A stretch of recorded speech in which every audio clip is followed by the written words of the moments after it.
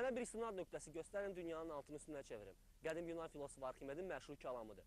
Yüzüllər bir-birini əvəz etsə də insan o həmən ilkin axtarış həvəsindən qurtula bilməyib.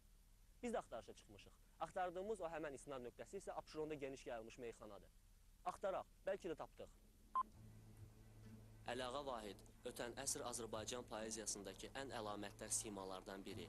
Vahid şeiri, Vahid obrazı, ədəbi mühitindəki yeri, bütün bunlar son dərəcə spesifik anlayışlardır. Mircəfər Bağırov rejimi və Vahid, Sovet rejiminin sonraki mərhələləri və yenə Vahid.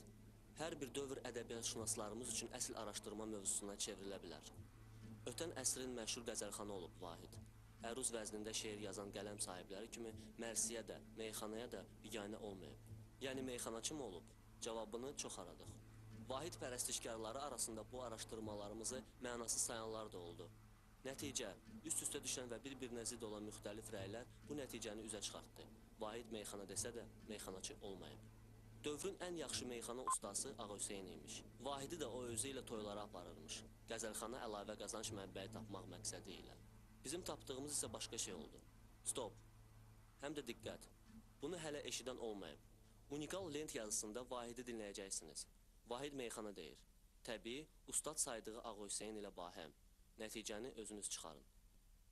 Dəftəri dərmanın mübarək olsun, dəftəri dərmanın mübarək olsun, müəllim bayramın mübarək olsun.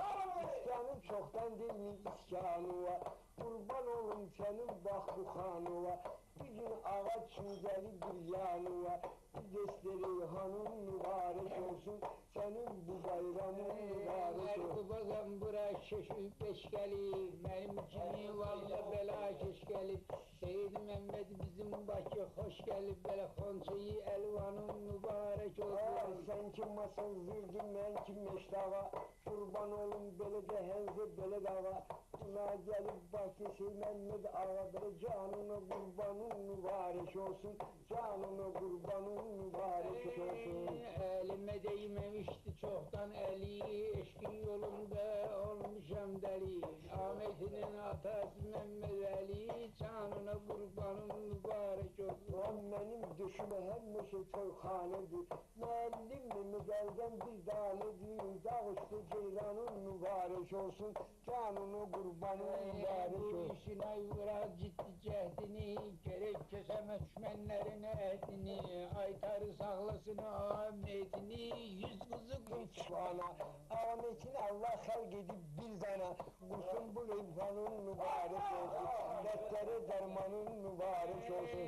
Meclisimizə büyün görünür vəfa, görək sizin canınız çəkməsin cəfa, qızımızda da Allah veribdir şəfa, tarihi subhanın mübarək olsun.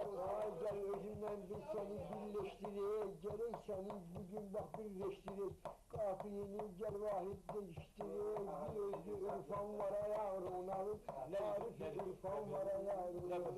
Nədir? Ona oxu bilədir. Bağlayın onu. Yox, yox, deyəsini bağlayın.